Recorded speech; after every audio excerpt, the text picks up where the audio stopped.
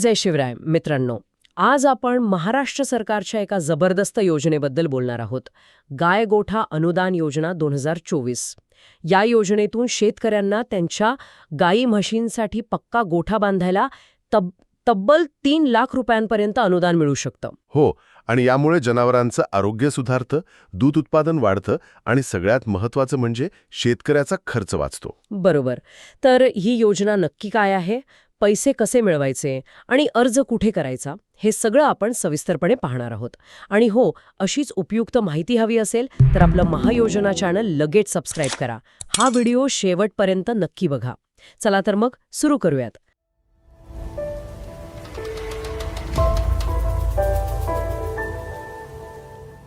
सगळ्यात आधी ही गाय गोठा अनुदान योजना नक्की आहे तरी काय, आणि याचा शेतकऱ्यांना नेमका काय फायदा होणार आहे? अगदी सोप्या भाषेत सांगतो.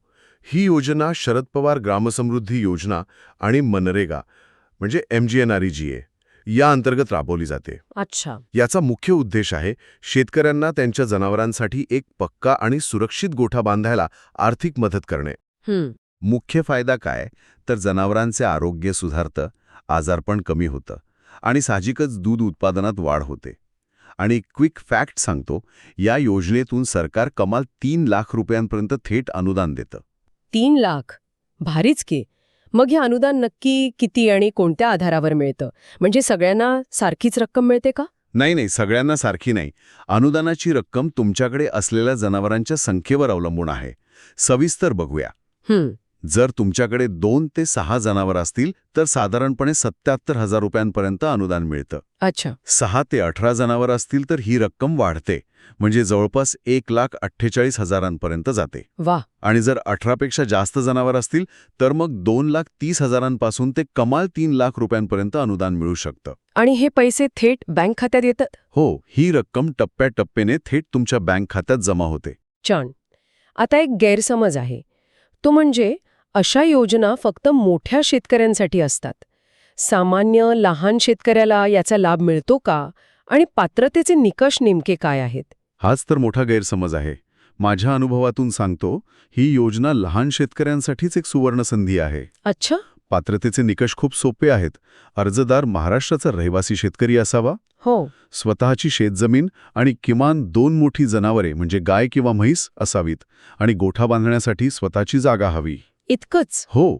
उलट सरकार अनुसूचित जाती जमाती म्हणजे SC ST, दारिद्र्य रेषेखालील कुटुंब आणि महिला शेतकऱ्यांना प्राधान्य देतं. वा, ही तर खूपच महत्वाची माहिती दिलीत. तुमच्या गावात अशी समस्या आहे का जिथे पक्के गोठे नाहीत? आम्हाला कमेंटमध्ये नक्की लिहा. आणि हो, महायोजना चॅनलला सबस्क्राईब करायला विसरू नका.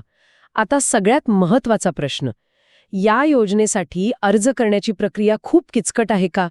अगदी सोप्या भाषेत स्टेप बाय स्टेप सांगा ना. अजिबात किचकट नाही. प्रक्रिया अगदी सोपी आहे. हे फक्त लक्षात ठेवा. सांगा. स्टेप 1, संपर्क साधा. तुमच्या गावच्या ग्रामपंचायत कार्यालयात किंवा तालुक्याच्या पशुसंवर्धन विभागात जा. ठीक आहे. स्टेप 2, अर्ज मिळवा. तिथे योजनेचा अर्ज मोफत मिळतो, तो घ्या. स्टेप 3, अर्ज भरा. तुमची अचूक माहिती, जनावरांची संख्या आणि बँक तपशील व्यवस्थित भरा. स्टेप 4, कागदपत्रे जोडा. अर्जासोबत आधार कार्ड, तारा, बँक पासबुक आणि हो, पशुसंख्या प्रमाणपत्र जोडा. अच्छा. आणि शेवटची स्टेप 5, अर्ज सादर करा. भरलेला अर्ज तिथेच जमा करून पोचपावती घ्यायला विसरू नका. आणि ऑनलाईन काय सोय आहे का? हो, नक्कीच. तुम्ही mahaegs.maharashtra.gov.in या वेबसाईटवर जाऊनही अर्ज करू शकता. यानंतर अधिकारी पाहणी करतात आणि अर्ज मंजूर होतो. वा, छान माहिती दिलीत. हे लक्षात ठेवलं तर मोठा फायदा होईल. तर आज आपण गाय गोठा अनुदान योजनेबद्दल सगळं काही जाणून घेतलं. जनावरांच्या संख्येनुसार 3 लाखांपर्यंत अनुदान, सोपे पात्रता निकष आणि अगदी सोपी अर्ज प्रक्रिया. बरोबर. आणि एक गोष्ट लक्षात ठेवा, सरकार योजना आणते, पण खरी ताकद तुमच्या हक्कासाठी जागरूक राहण्यात आणि त्याचा पाठपुरावा करण्यात आहे. अगदी खरं आहे.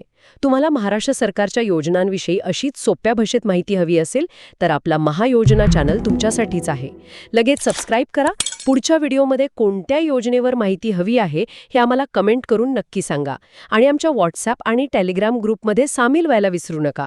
हा व्हिडिओ आपल्या गावातल्या व्हॉट्सॲप ग्रुपमध्ये जरूर फॉरवर्ड करा, जेणेकरून माहिती सर्वांपर्यंत पोहोचेल. व्हिडिओ कसा वाटला हे कमेंट करून नक्की कळवा. आवडला असेल तर लाईक आणि शेअर करा. आज इथेच थांबूया. लवकरच भेटू पुढच्या भागात. धन्यवाद. जय महाराष्ट्र.